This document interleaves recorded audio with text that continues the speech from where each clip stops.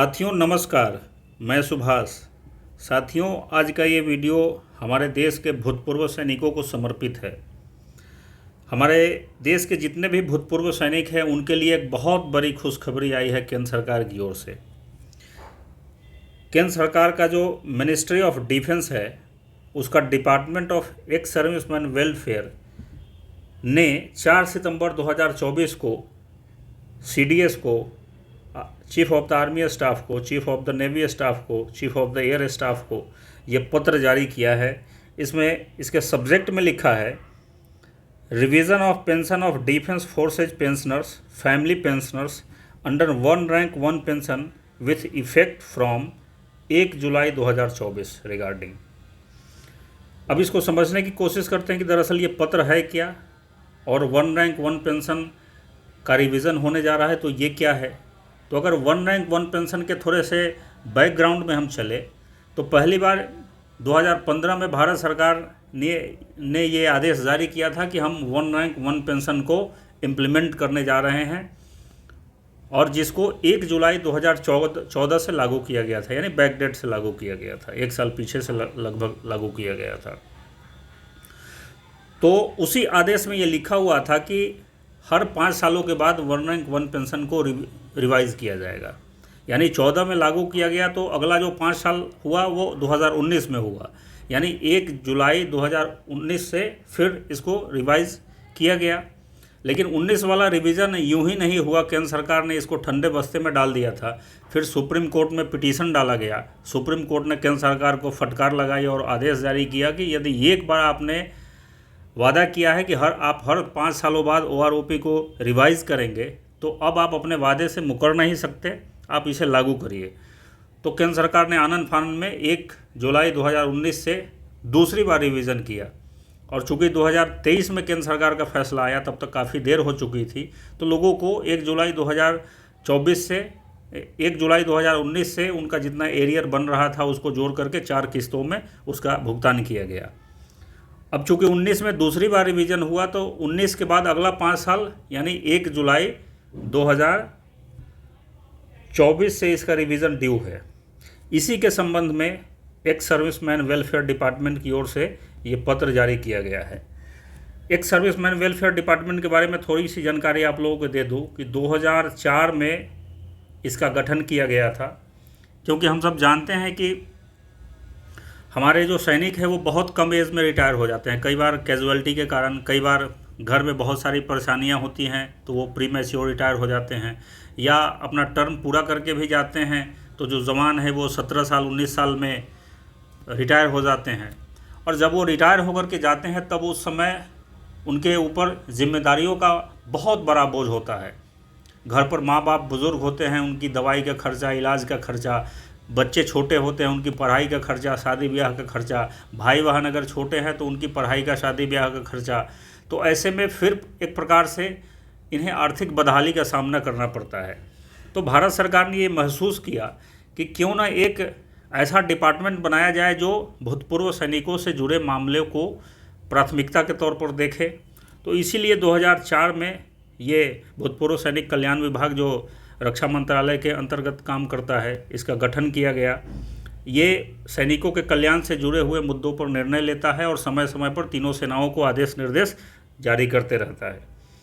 तो आइए इस पत्र का मजमून समझने की कोशिश करते हैं कि इसमें लिखा क्या गया है। चूँकि देखिए ये 265 पृष्ठों का पत्र है, तो अगर मैं एक एक चीज़ आपको पढ़ के बताऊँ और समझाऊँ तो वीडियो कई घंटों का हो जाएगा, इसलिए केवल ज़रूरी बातें करते हैं। इस पत्र के तीसरे पैराग्राफ में बताया गया है कि ये जो तीसरी बार 1 रैंक 1 पेंशन का रिवीजन होने जा रहा है इसका लाभ किनको मिलेगा। तो इसमें लिखा है कि जो कमीशन्ड ऑफिसर्स हैं, ऑनररी कमीशन्ड ऑफिसर्स हैं, जेसीओ हैं, वार्स हैं, नॉन कम्बेटेंट्स में जैसे कि आर्मी के हैं, नेवी के हैं, एयरफोर्स के हैं, डिफेंस सिक्योरिटी कॉर्प्स यानी डीएससी के हैं, टेरिटोरियल आर्मी के हैं, यानी ऐसे लोग जिनको 1 जुलाई 2024 तक सर्विस पेंशन या फैमिली पेंशन मिल रहा था, उन सारे लोगों को इसका बेनिफिट मिलेगा। तो तीसरा पैराग्राफ में समझने वाली बात इतनी ही है। चौथे पैराग्राफ में बताया गया है कि जो लोग 1 जुलाई 2014 को या उसके बाद प्री मैच्योर रिटायर हुए, उन लोगों को इसका लाभ नहीं मिलेगा। यानी ये 1 जुलाई 2014 को कट ऑफ डेट क्यों बनाया गया? क्योंकि 1 जुलाई 2014 से ही पहली बार वन रैंक वन पेंशन को लागू किया गया था। तो भारत सरकार का कहना है कि जो लोग अपना टर्म पूरा करके आएंगे उन्हीं लोगों को वन रैंक वन पेंशन का बेनिफिट हम देंगे। जो लोग प्री मैच्योर रिटायर होंगे उनको अपने मतलब इच्छा से, अपनी मर्जी से प्री मैच्योर रिटायर हो रहे हैं, उनको इसका बेनिफिट नहीं मिलेगा। तो चौथे पैराग्राफ में समझने वाली बात इतनी ही है। पांचवा पैराग्राफ कह रहा है कि average of minimum and maximum rate of pension 2023 retirees. यानी पांचवें पैराग्राफ में समझने वाली बात यह है कि 1 जुलाई 2024 से जो रिवीजन होने जा रहा है तीसरी बार, इसमें 2023 को बेस ईयर बनाया गया है, यानी आधार वर्ष बनाया गया है। आप रिवीजन करने जा रहे हैं तो किसके आधार पर आप करेंगे? तो कोई आधार वर्ष तो आपको बनाना पड़ेगा।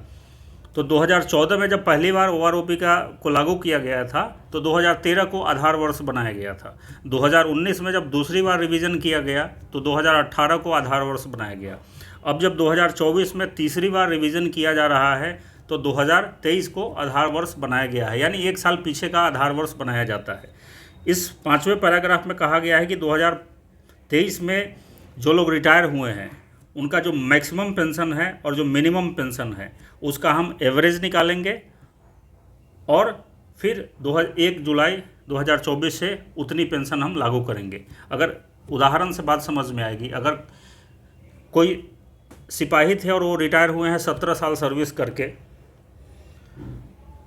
ए नाम के एक सिपाही हैं और बी नाम के एक सिपाही हैं। ए नाम के कोई सिपाही जो 17 साल की सर्विस करके 2023 में रिटायर हुए, अगर मान लीजिए कि उनकी पेंशन 20,000 है और जो दूसरा रिटायर हुआ है उसकी पेंशन 22,000 रुपये है, तो इस 20 और 22 को जोड़ करके इसका एवरेज निकालेंगे और जितने भी रिटायरी हैं उनको, मतलब 1 जुलाई 2014 से पहले जितने लोग रिटायर हो चुके हैं उनको फिर उस आधार पर उनकी पेंशन को रिवाइज किया जाएगा।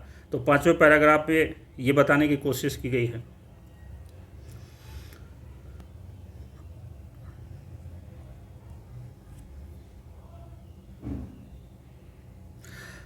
छठे पैराग्राफ में बताया गया है कि अगर रिवीजन के बाद किन्हीं की पेंशन पहले से भी कम हो जा रही है, यानी कि किन्हीं को मान लीजिए 20,000 रुपये पेंशन मिल रही है और इस तीसरे रिवीजन के बाद वो कम हो जा रहा है, यानी 20,000 से कम हो जा रहा है, 19,500 हो जा रहा है या 19,000 हो रहा है, तो फिर नकारात्मक बदलाव नहीं किया जाएगा। उनको पहले से जो बढ़ा हुआ पेंशन मिल रहा है उतना मिलते रहेगा। अगर मतलब कुल मिलाकर के लब्बो लुआब ये है कि अगर पेंशन रिवीजन के बाद कम होती है तो पहले वाली पेंशन मिलेगी, अगर रिवीजन के बाद बढ़ती है तो बढ़ी हुई पेंशन मिलेगी। सीधी सी बात छठे पैराग्राफ में ये बताया गया है। और इसके बाद इस लेटर में 121 टेबल अटैच किया हुआ है। पेंशन का जो टेबल है कि अलग अलग रैंक्स के लोगों की पेंशन कितनी बनेगी, उनका कितने सालों की सेवा दी है उन्होंने, किस ग्रुप से आते हैं, किस रैंक से आते हैं, उसके आधार पर उनकी पेंशन कितनी बनेगी, इसका एक टेबल अटैच किया गया है और 121 टेबल अटैच किया गया है। तो सबको एक्सप्लेन करना तो मुश्किल है।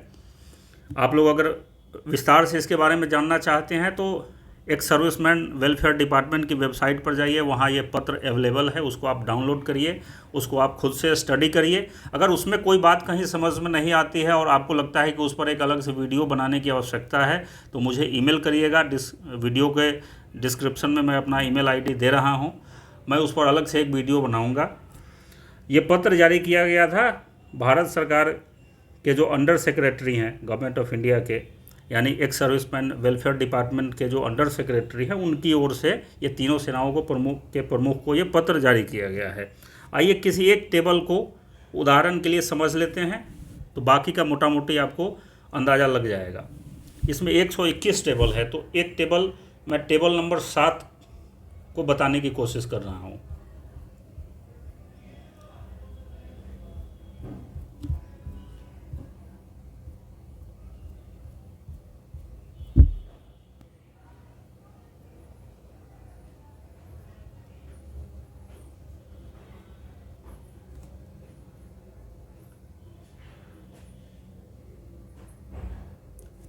ये है टेबल नंबर 7।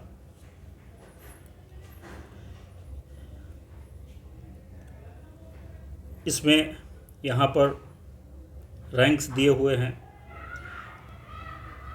ये सिपाही के लिए है, ऑनररी नायक एंड इक्विवेलेंट के लिए है, फिर नायक और इक्विवेलेंट के लिए है, ऑनररी हवलदार और इक्विवेलेंट के लिए है, हवलदार एंड इक्विवेलेंट के लिए है, फिर ऑनररी नायब सूबेदार और इक्विवेलेंट, इसी तरीके से बाकी के और सारे रैंक्स। और ये जो नीचे आप देख रहे हैं, ये सर्विस का ड्यूरेशन है कि कितने सालों की सेवा के लिए कितना पेंशन रिवाइज होगा। अब हम मान लेते हैं कि कोई सिपाही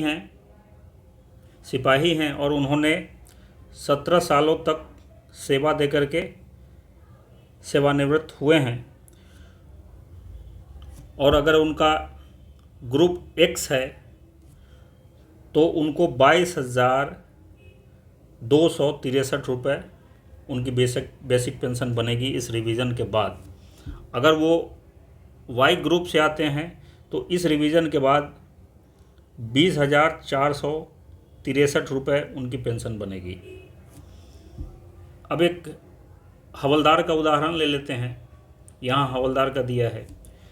अब मान लीजिए कि कोई हवलदार हैं और 18 सालों की सेवा देकर के सेवानिवृत्त हुए हैं, तो अगर उनका ग्रुप एक्स है तो उनकी पेंशन बनेगी 25,635 रुपये, और अगर वो वाई ग्रुप के हैं